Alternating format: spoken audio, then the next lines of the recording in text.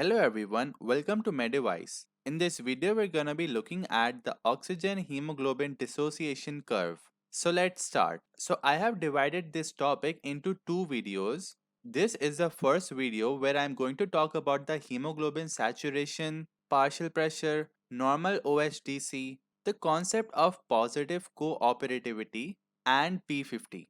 In the next video, I will talk about the left and right shift, Bohr's effect and Haldane effect, changes in the OHDC due to fetal hemoglobin, carbon monoxide poisoning, and myoglobin. So, without further ado, let's start. So, as you all know, we have the red blood cells in which we will find hemoglobin. Now, this hemoglobin has heme and the globin chain. The heme contains iron to which oxygen comes and binds. This is how most of the oxygen is transported in the body.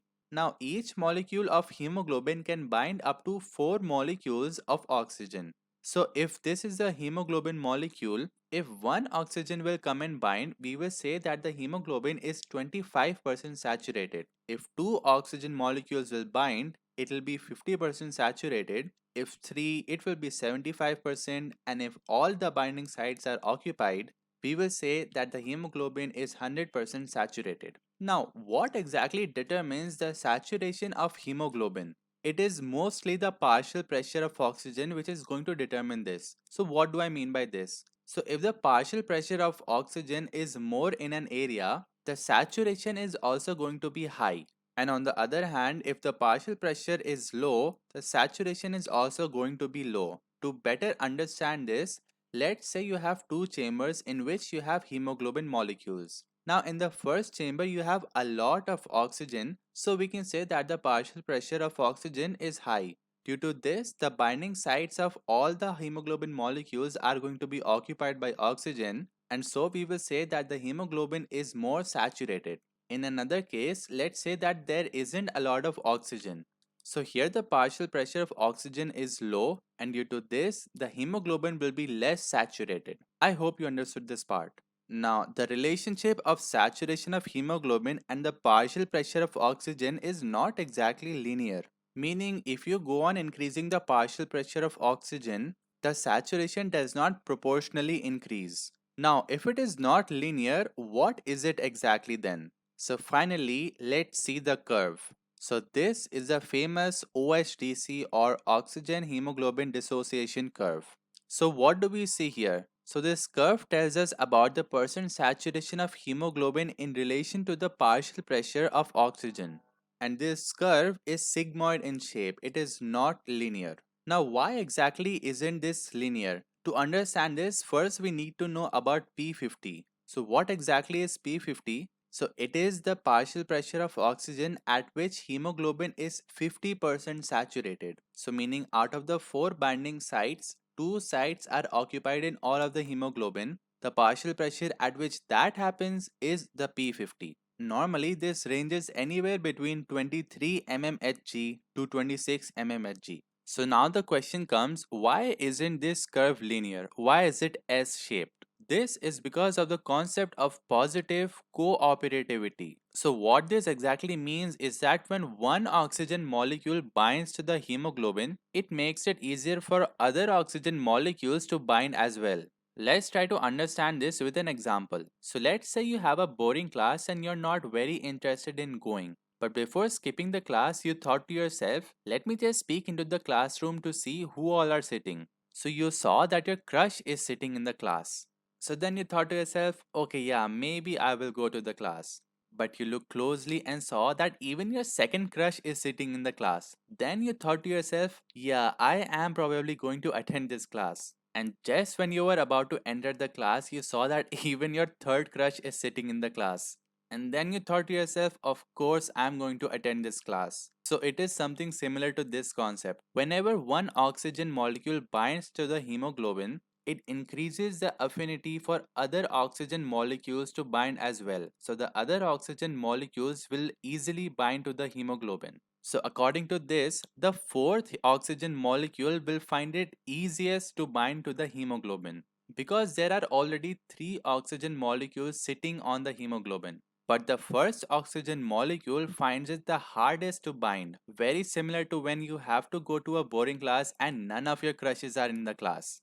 Now, let's try to interpret this graph. It is pretty interesting. So first of all, let us look at this topmost part. From here, let us draw two perpendicular lines. Now, what do we see here? That the hemoglobin saturation is almost 100% and the partial pressure of oxygen is also almost 100. Can you tell me where in the body is the partial pressure of oxygen almost 100? It is near the lungs, right? So here we have a lot of oxygen, meaning there is a high oxygen partial pressure. So because the partial pressure of oxygen here is high, due to this the hemoglobin is about 97% saturated. What else can we understand from this graph? So let us again draw same perpendicular lines and then two more. Now we are seeing something very interesting here. We are seeing that there is a huge drop in the partial pressure of oxygen, but the hemoglobin is still saturated a lot. So this tells us that the affinity of oxygen to hemoglobin is high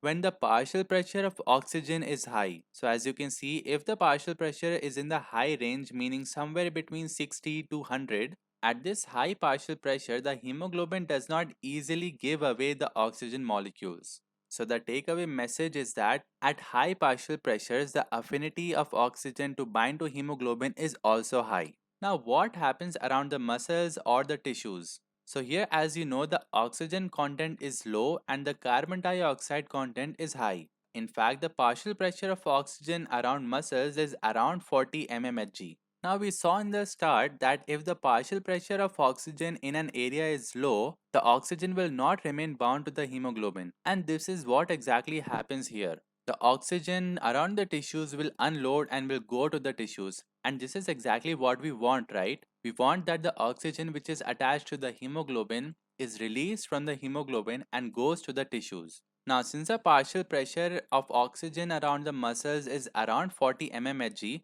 let us draw perpendicular lines from 40 mmHg and let's see the saturation of hemoglobin. We find that the saturation of hemoglobin at 40 mmHg is still around 75%, and this is exactly what happens. The hemoglobin in the venous blood is still 75% saturated. It is not that all of the oxygen which is bound to the hemoglobin is released and goes to the tissues. Still, 75% of the hemoglobin in the deoxygenated blood is saturated. Now, if a question is asked, what is the relationship between P50 and the affinity of oxygen to hemoglobin? Or in other words, if P50 increases, will the oxygen affinity increase or decrease? What will be the answer? So let's try to understand this. So what will happen if the P50 is decreased?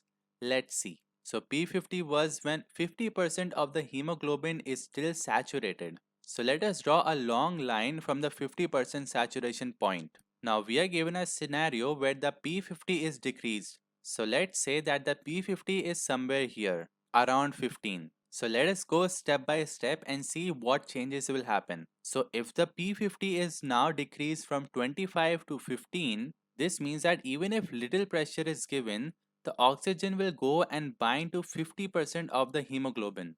In other words, the oxygen will readily bind to the hemoglobin. And if oxygen is readily binding to the hemoglobin, we can say that the affinity is increased. So when P50 decreases, the affinity increases. Now, even though we know the answer, let's see what exactly happens if the P50 is increased. So again, let us draw a perpendicular here.